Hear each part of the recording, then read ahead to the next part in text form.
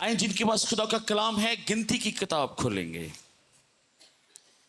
Chapter number 6 verse number 24 to 26।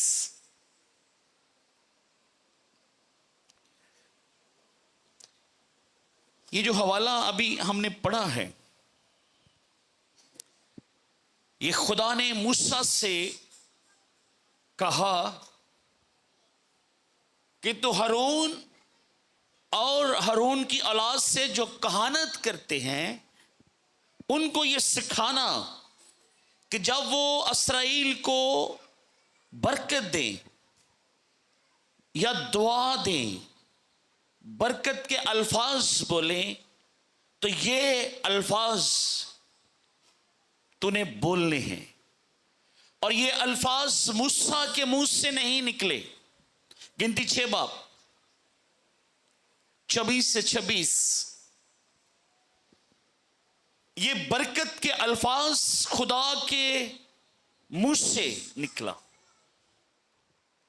खुदा ने ये कलाम किया मूसा के साथ, और किन के लिए किया? इस्राएल के लिए। किन के लिए किया? और किन को यह सिखाया गया? कहानों को यह सिखाया गया कि जब तुम बरकत के अल्फाज मेरे लोगों को दो तो ये अल्फाज से 3 आयतें गस्सा 24, 25 और 26। सबसे पहली कौन सी बरकत है? खुदावंद तुझे बरकत दे और तुझे महफूज रखे। इसका मतलब है कि सारी बरकतें खुदावंद की तरफ से हैं। हर एक बरकत का मंबाज है हमारा खुदावंद है। आमीन। कलाम में लिखा है कि हर एक अच्छी चीज और हर एक अच्छी नेमत नूरों के बाप की तरफ से है। आमीन। ये बरकत और ये अल्फाज इस बात की निशानदेही करते हैं कि खुदा के बगैर कोई शख्स कोई बरकत नहीं पा सकता। आमीन।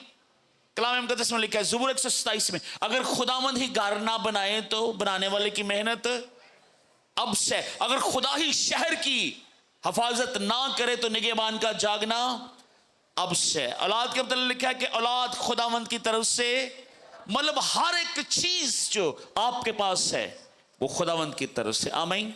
ये यकीन रखना है आपने। खुदावंद तुझे बरकत दे और तुझे मुहावजत का वादा भी खुदावंद की तरफ से। अगर खुदा ही महफूज रखेगा तो हम महफूज रह सकते हैं। खुदावंद अपना चेहरा तुझ पर जलवागर फरमाए और तुझ पर मेहरबान रहे। खुदावंद अपना चेहरा तुझ पर जलवागर, यानी खुदा के चेहरे की रोशनी जो है आपके ऊपर चमके। उन अयाम में, यानी 3000 साल से भी ज्यादा पहले, आप यूं कह ले कि 3400 साल पहले, 3400 ईयर बैक, या इससे भी पहले, लोग बादशाह के चेहरे को देख नहीं सकते थे। 3000 साल पहले, या जब से ये इंटरनेट का टाइम नहीं था, टेलीविजन नहीं था, लोगों ने सिर्फ बादशाह के मतलब सुना था। लोग सिर्फ सुनते थे, हाँ फलां मुल्क का फलां बादशाह है, हाँ हमारे मुल्क का फलां बादशाह है। पर लोग बादशाह के चेहरे को देख, लोगों को बादशाह की तस्वीर का पता नहीं होता था। इसलिए जिस की निगाह या जिसके चेहरे के ऊपर या जिसके साथ बादशाह का आमना सामना हो जाए, या जिसको बादशाह देख ले, या जिसके ऊपर बादशाह की नजर पड़ जाए, वो शख्स मुबारक होता था, वो शख्स अजीम हो जाता था। तो दुआ क्या है? खुदावंद अपना चेहरा तुझ पर जलवा कर। खुदावंद अपना चेहरा तुझ पर, यानी खुदा के चेहरे की रोशनी तुझे मुयस्सर हो। ज़बूर नवीस जब खुदा की प्रशंसा करता है, अक्सर हम खुदा के खादम से सुनते हैं तेरा ही चेहरा रोशन, तो वो खुदा के चेहरे के नूर को, खुदा के चेहरे की रोशनी का मतलूब होता है। वो मिन्नत करता है खुदा से कि ऐ खुदा मुझे तेरे चेहरे का नूर जो है वो मुयस्सर हो। खुदावंद कुछ ऐसा कर कि तेरे चेहरे की रोशनी जो है मेरे घराने पर, मुझ पर जलवागर हो। और ये बड़ी बात है कि किसी के ऊपर खुदा के चेहरे का नूर जो है वो जलवागर हो जाए, किसी के ऊपर खुदा के चेहरे का नूर जो है वो अया हो जाए, किसी के ऊपर खुदा के चेहरे की तजल्ली जो है उसके ऊपर पड़ जाए। तो इल्तिजा क्या है और कौन सिखा रहा है? खुदावंद अपने चेहरा तुझ पर जलवागर फरमाए और तुझ पर मेहरबान रहे। दो चीजें हैं, बादशाह का चेहरा तुझे देखे और उसके बाद बादशाह जो है वो तुझ पर मेहरबान रहे।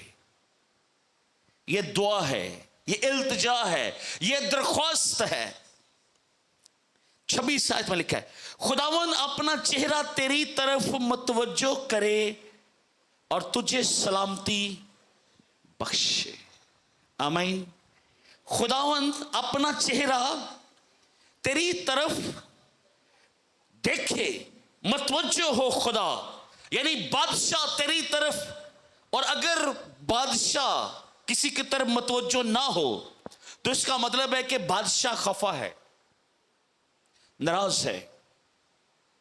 अस्तर के मामले में यही मसला था कि अगर तो बादशाह ने आसा उठा लिया और अगर बादशाह की निगाह जो है वो अस्तर के ऊपर पड़ गई, अगर बादशाह के चेहरे का नूर जो है वो अस्तर की तरफ मतवज्जो हो गया, अगर बादशाह के चेहरा जो है अस्तर की तरफ मतवज्जो हो गया तो अस्तर ब्लेस्ड ठहरी, अस्तर मुबारक हो गई। लेकिन अगर बादशाह ने अपना मुंह फेर लिया तो फिर बादशाह खफा है। इसका मतलब यह है कि एक इंसान के लिए, ऐसा इंसान जो जमीन के ऊपर रहता है, उसके लिए सबसे ज्यादा जरूरी जो चीज है वो खुदा की हुजूरी है, खुदा की प्रेजेंस है, खुदा की मेहरबानी है, खुदा के चेहरे की तजल्ली है, खुदा के चेहरे का नूर है, खुदा की मतवज्जो है, खुदा की तवज्जो है, खुदा की मेहरबानी है, खुदा का फजल है। और जब खुदा की नजर किसी के घराने के ऊपर, किसी की फैमिली के ऊपर, किसी की जिंदगी के ऊपर ठहरी रहेगी तो वो शख्स हमेशा मुबारक रहेगा। वो ऐसा शख्स होगा, इस्तिना 28 बाब में लिखा है कि उसका घर से निकलना मुबारक, घर के अंदर दाखिल होना मुबारक, उसका खेत मुबारक, उसके मवेशी मुबारक, उसकी फैमिली मुबारक, उसकी हर एक चीज मुबारक।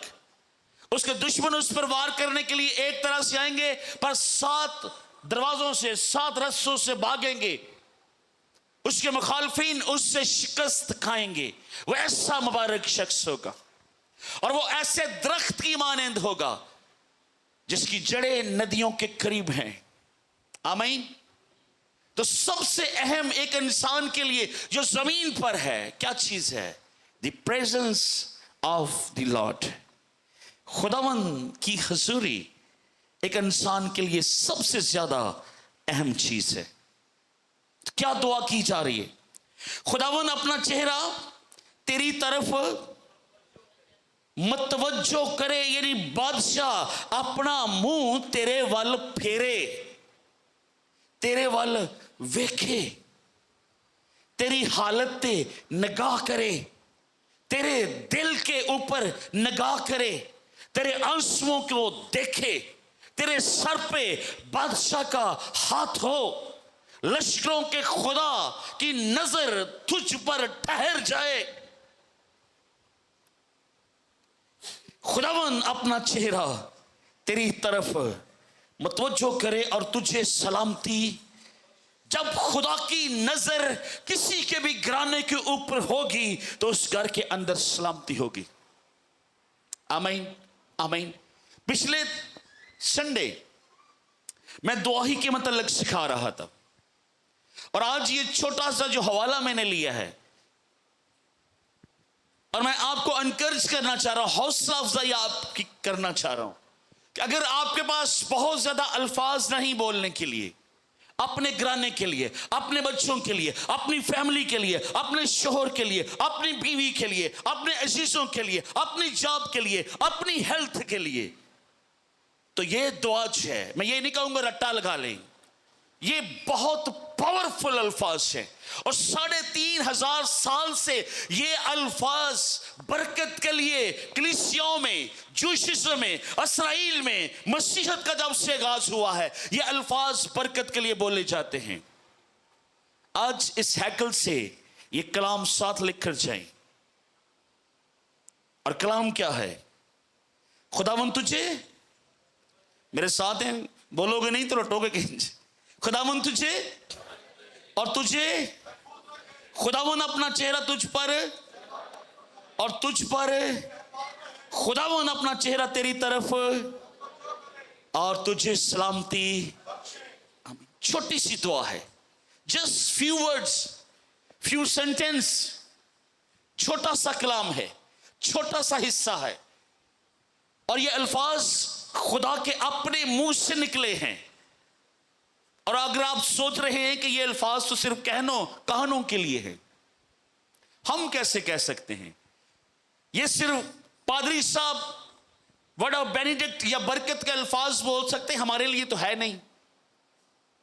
मैं आपको बताना चाह रहा हूं ये आप सब के लिए हैं, ये मर्दों के लिए भी हैं और औरतों के लिए भी हैं, क्योंकि खुदावंद के कलाम में लिखा है, तुम शाही कहानों का फिरका हो। तुम शाही कहानों का, जरा कहें मैं शाही कानों का फिरका हूं। औरतें भी कहें मैं शाही कानों का, फिर से कहें मैं शाही कानों का, मर्द भी कहें मैं शाही कानों का। शाही कान पता कौन होते थे? High priest. आजकल तो जो शाही कान बनते हैं वो तो लिबास से सिर बनते हैं, वहां पर बहुत पापड़ बेलने पड़ते थे। बड़े खास लोग जो होते थे हैकल में शाही कान बनते थे। लेकिन जो मसीह में हैं, जब आप यीशु में आगे हैं तो कलाम आपको शाही कानों का फिरका यानी एक मुकद्दस कौम ठहरा रहा है। और बहुत दफा मसीहियों को अपनी शिनाख्त नहीं होती। कहे मैं एक मुकद्दस कौम हूं, तुसी दलेरी ना नहीं कह रहे, लगता तानू कोई शक है। कहे मैं एक मुकद्दस कौम हूं, मैं शाही कानों का फिरका हूं, मैं शाही घराने से हूं, क्योंकि मेरा काहन यीशु मसीह है। आमीन आमीन। यीशु के लिए ताले, उसने आपको बनाया है शाही काहनों का फिरका। और गलतियों के खाते में लिखा है जितने ईमानदार हैं यानी जितने मसीह में हैं वो बाप इब्राहिम की नस्ल से हैं। आलो फिर हम अब कोई गैर कौम नहीं रहे, बल्कि खुदा ने हमें कौम बनी इसराइल में शामिल भी किया और ना सिर्फ शामिल किया है, आप आम से भी जोश ना रहे, इसराइली ना रहे, बल्कि खुदा का कलाम कह रहा है तुम शाही कानों का, फिर से कहे मैं शाही कानों का, मैं शाही कानों का, मैं बरकत दे सकता हूं। आमीन। बोले मैं बरकत, खुदा ने मुझे बरकत के लिए बुलाया है। आमीन। ये जो बरकत है, ये जो बरकत के अल्फाज है, ये जो कलाम है, औरतें अपने बच्चों के लिए बोल सकती हैं, मर्द अपने बच्चों के लिए बोल सकते हैं, नौजवान अपनी जात के लिए बोल सकते हैं, आप खुद के लिए ये बरकत के अल्फाज बोल सकते हैं। मैं इस तरह का सरमन कम प्रीच करता हूं, मेरा दिल है कि मैं आपको एनकरेज करूं, आप एनकरेज, हौसला पकड़े, कोई मसला नहीं है। कहीं खुदावन से, खुदावन तुझे, आप अपने हाथ रख कर कह सकते हैं खुदावन मुझे बरकत दे, खुदावन मुझे महफूज रखे, खुदावन अपना चेहरा मुझ पर जलवागर फरमाए, और खुदावन मुझ पर मेहरबान रहे। खुदावन अपना चेहरा मेरी तरफ मतवज्जो करे, खुदावन मुझे सलामती बख्शे, मसीह के नाम से आमीन आमीन। इन्हीं की तो दुआ तो कर सकते हैं ना, कितनी बड़ी दुआ है, इट्स वेरी शॉर्ट प्रेयर। और सुबह जब निकलें घर से तो ये अल्फाज बोले, याद करें इस कलाम को, मेमोराइज कर लें इस कलाम को कि खुदावन जब आपके बच्चे निकले घर से जरूर ये दुआ करें कि खुदावन तुझे बरकत दे, तुझे महफूज रखे, खुदावन अपना चेहरा तुझ पर जलवागर फरमाए और तुझ पर मेहरबान रहे, खुदावन अपना चेहरा तेरी तरफ मतवज्जो करे और तुझे सलामती बख्शे। That's it. In the end आपने क्या कहना है? यीशु मसीह के नाम से, यीशु मसीह के, यीशु मसीह के। इसके साथ अगर आप एक और दुआ करना चाहते हैं तो जरूर किया करें कि बरे का लहू तुझे महफूज रखे। कहें, मैं बहुत दफा देखता हूं, तजर्बा ये किया मैंने, अपनी बूढ़ा हो गया हूं मैं।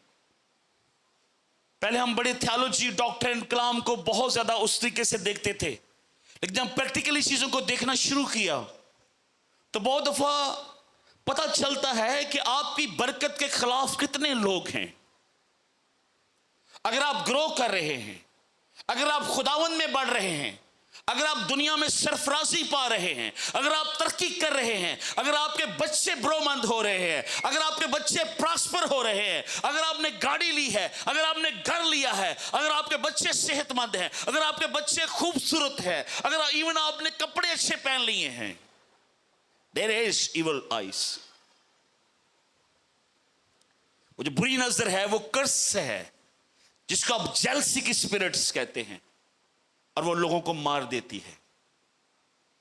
इसलिए जरूरी है कि हमेशा अपने आप को, अपने घराने को, अपनी फैमिली को यीशु के लहू में महफूज करें। आमीन। पाक लहू में महफूज करें। आमीन। ताकि कोई इवल्स आई, कोई अबलीस की तस्वीर आपके घराने को, आपके बदन को, आपकी फैमिली को, आपकी जॉब को, आपके पेरेंट्स को, आपके बच्चों को, आपकी हेल्थ को, आपकी वेल्थ को छूने ना पाए। लेकिन जब दुआ करनी तो कच्चे जे, हल्के जे,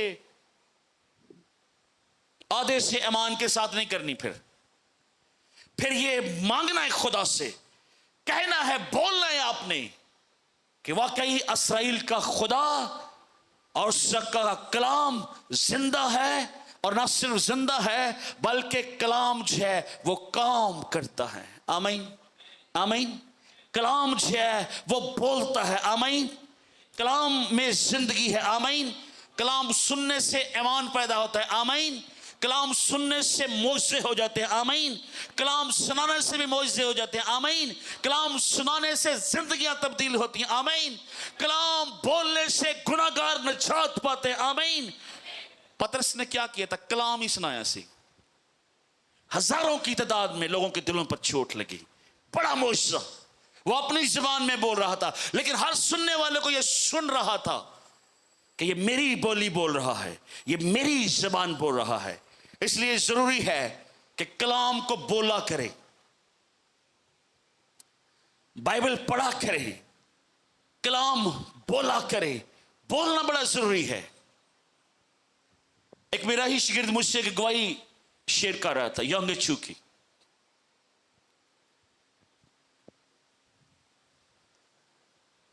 एक औरत को कैंसर था, गले का कैंसर था, वो बोल नहीं सकती थी, और वो अक्सर उसके पास आती थी, कहती थी मेरे लिए दुआ करे। बोल नहीं सकती थी पर वो उसको इशारों से कहती थी, ये मेरी मेडिकल रिपोर्ट है, प्रे फॉर मी। कहता मैंने नहीं करनी जब तक तू बोलेगी नहीं। यदि मैं बोलूं कैसे, मुझे गले का कैंसर है, मैं बोल ही नहीं सकती। उसने उसको टास्क दिया कि तू बोल नहीं सकती कलाम को या दुआ नहीं कर सकती, तू 10,000 दफा चंद आयात लिख कर तूने मेरे साथ मेरे पास लिख रानी है।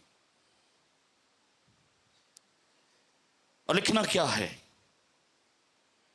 कि यीशु निजात दहिंदा है और उसके मार खाने से मैंने शिफा पाई है।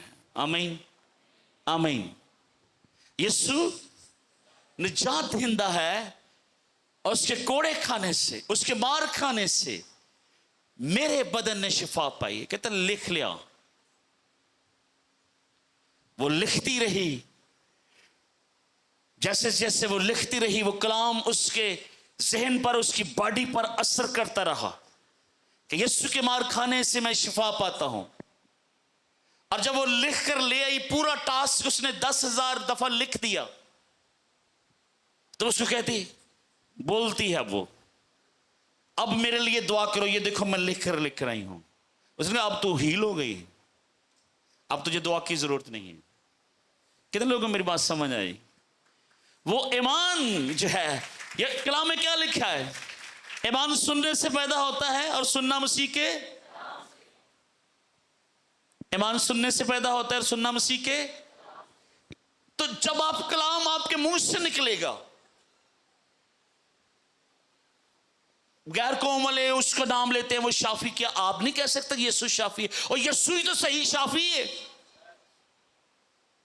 वो पता नहीं किस किस को शाफी कह रहे हैं, फलां भी शाफी, फलां। ताड़ा यीशु तो बड़ा केड़ा Shafi, he is the only healer जो रिकॉर्डेड है, जिसको गैर कौमें मानती हैं, जो मुर्दे तक जिंदा करता है, जो 4 दिन के लाजर को मरने के बाद भी जिंदा कर लेता है, जो इशारा करता है पानियों को 2 हिस्से करता है, जो पानी को मैं बना देता है, जो लंगड़ों को चलना सिखा देता है, जो नबीनों को आंखें दे देता है, बहरों को कान दे देता है, कोड़ियों को शिफा दे देता है, जन्म के अंधे को उसकी आंखें बनाकर दे देता है। कि आप ये नहीं बोल सकते, इसलिए दुआ किया करें, क्योंकि आपका यीशु जैसा कोई नहीं है। जिस तरह का आपका खुदा है, कोई ऐसा मबूद नहीं, कोई ऐसा खुदा नहीं। आपका यीशु जैसा कोई ना आया है ना आएगा। आप उस खुदा की प्रशंसा करने के लिए इस साइकिल के अंदर मौजूद हैं। क्या आप यीशु के लिए एक दफा जोरदार ताली बजा सकते हैं? Praise the Lord, hallelujah, thank you Jesus. इसलिए यीशु का कलाम बोलने की आदत डालें। मैं चाहता हूं कि नेक्स्ट टाइम जब आप आए तो गवाही सुनाएं कि मैंने कलाम बोलना शुरू कर दिया, मैंने यीशु के मुंह के अल्फाज से वो दोहराना शुरू कर दिए। ये जो खास हवाला मैंने चुना है, इसलिए मैंने चुना है कि ये खुदा के मुंह से निकले हुए अल्फाज हैं और खुदा खुद ये दुआ करना हमें सिखा रहा है। इसराइल का कुदूस ये सिखा रहा है कि खुदावन तुझे बरकत दे और तुझे महफूज रखे।